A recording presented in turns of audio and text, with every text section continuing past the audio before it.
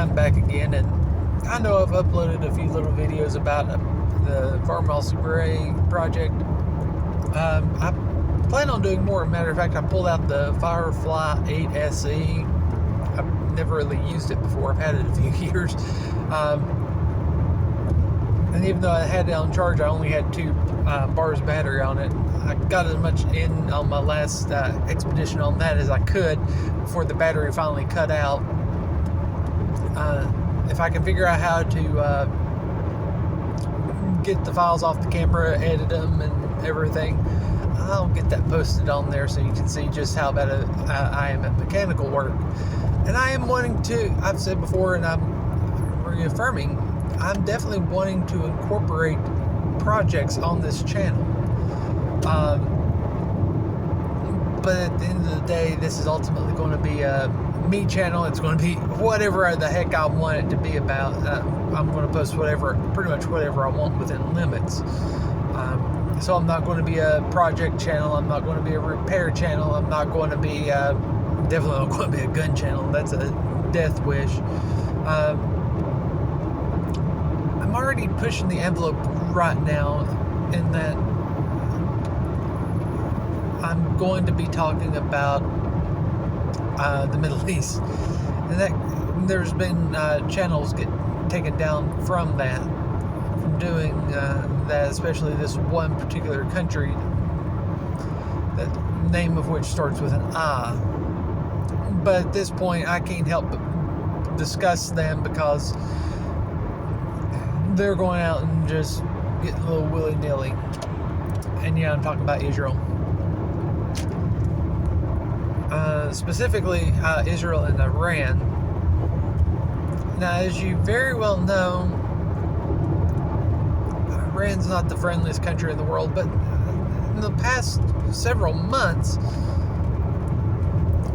especially since the November 2024 election, Iran's been fairly quiet. I wouldn't call them an ally or friend or friendly even, but we've been on nuclear talks. The United States has been working on nuclear treaties and whatnot with them. So we were trying to be diplomatic. Then all of a sudden, Trump dropped a little line about possible military involvement between Israel and Iran. And of course, a lot of people, they kind of had red flags going up. Of course, we didn't say anything because we kind of figured Israel had their hands full with Palestine, but apparently not. It came a whole lot quicker than anyone anticipated. Like the next day, pretty much.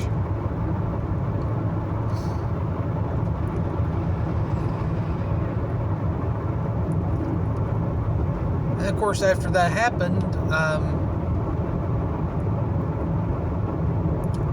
Iran retaliated, and they got some good licks in through the Iron Dome. Apparently, the Iron Dome is more like I don't know what I would say it to be. Let's just say if it was a net, there would be a few holes in it.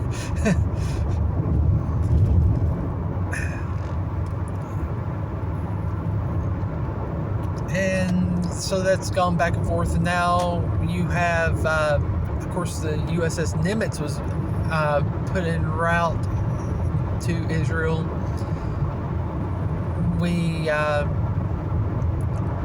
Which it's about to be she's about to be decommissioned, but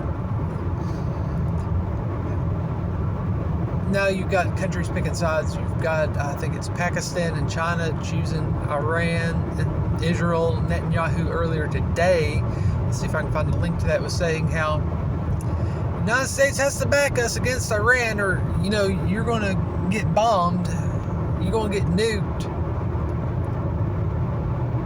I forget the exact verbiage. Yeah, the United States is going to be a target of Iran's. Why is it when I hear that, I have this sinking feeling that the Nimitz is going to get hit, and it's going to be Israel, and they're going to blame Iran. Kind of like Ukraine tried to do against Russia when Ukraine bombed Poland. Why do I have a feeling something like that's going to happen? And you're probably thinking, that'll never happen. Israel would never do that. We are the best of friends. Hop in the time machine, go back to 1967 to the USS Liberty. Israel said, we were mistaken. We thought it was Egypt. A United States warship, research ship in international waters got hit. It's not unprecedented on both accounts. Now, I don't know a specific incident of Israel bombing someone and claiming that someone else did it and they got caught, like Ukraine did, but it may have happened. I don't know. I haven't really dug into it. Israel does seem to want to take care of business first and then answer questions later.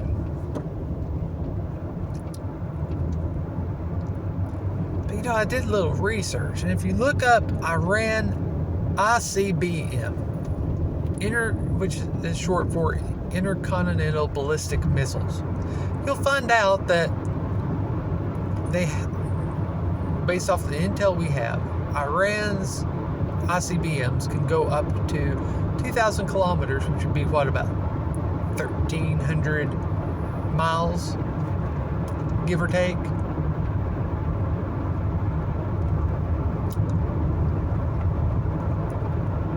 The United States is about 7,100 miles, give or take. I think that's what I saw when I did a quick Google search. Now, I didn't do a search on how far Israel is, and what their weapon capabilities are. I'm willing to wager that Israel has better ICBM, and they have a better shot at getting something to the United States.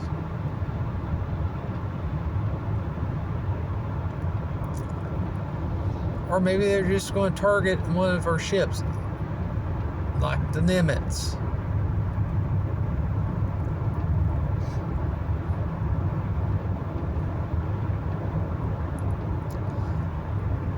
I don't like this whole situation. I don't trust this whole situation.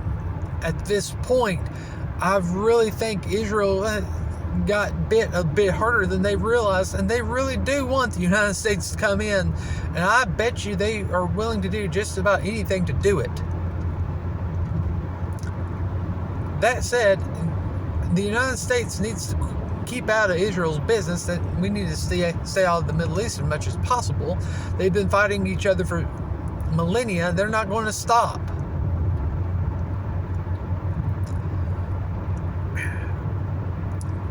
There's no sense in putting ourselves in more of their conflicts, racking up more debt for them.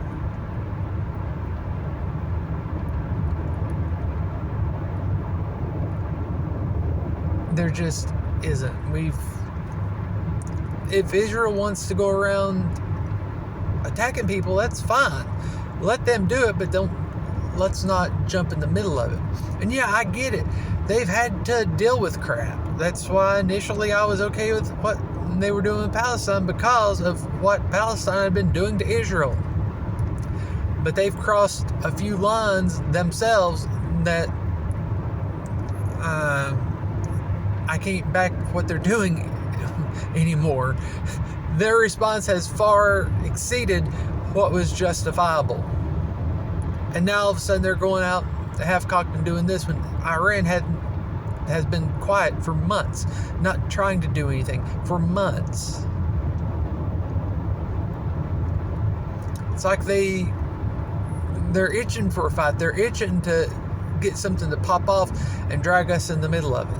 So we need to stay out of that. We need to let them stand back and let them take their lumps. I have no interest in dying for Israel. Matter of fact, I'm not going to war for Israel. I can say that at my age, with some of the injuries I've had, I'm not going to be one of the people that's going to be called up. There's plenty of people fresh out of high school that will be called up. There's people fresh out of college that will be called up long before I am. There's a whole generation after me.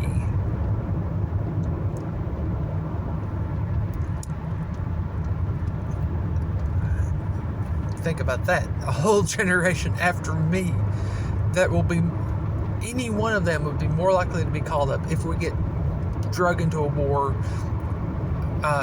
into Israel's business. Let's not do that.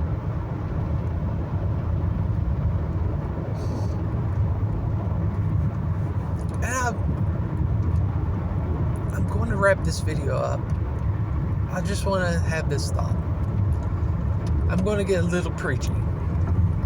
You know, Israel and Israeli people, they're supposed to be, biblically speaking, God's chosen people. And by God, I know that's not the proper name. I'm going to go with Yahweh because that's who their God is at least supposed to be, or their deity. They call him God and give it a proper name, but that's not it. That's a whole other rant and ramble. But, you know, they're supposed to be Yahweh's chosen people. Whenever they are acting in a way accordance to his will, they're supposed to be successful, to succeed, to conquer. But when they are not, they get conquered. They get slapped around. I think this would be a good test if they truly are the chosen ones, and they truly are divinely guided and acting on that divine guidance. They should have no issue dealing with Iran. But if they're not, Iran will hand their keisters to them. In theory, that's how it should go, right? Biblically speaking, if you're going to cite the Christian Bible and looking at the writings of the Old Testament, what I said is true. If Israel is doing right in the name of Yahweh, it will be successful. If they are not,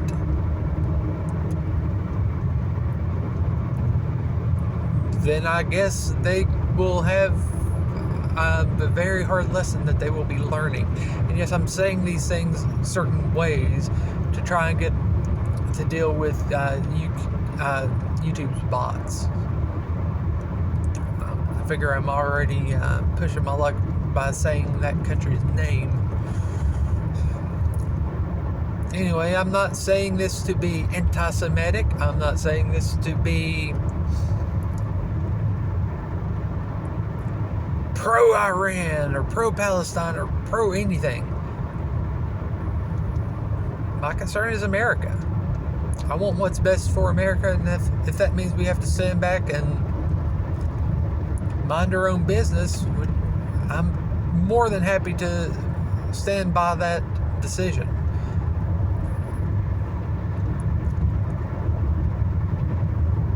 There's nothing anti-Semitic about being pro-America. There's nothing anti-Semitic about saying we don't need to be drug into their crap, into the messes they're starting.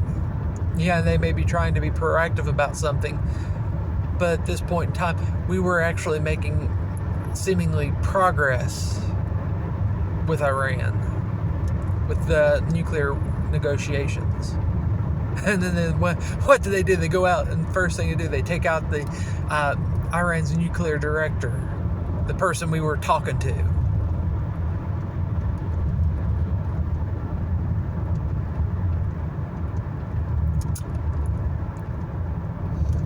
So yeah, I'm going to end this here. Let me know what you think. Do you think we should get involved in Israel's messes, or should we just and let them learn their lesson. Later.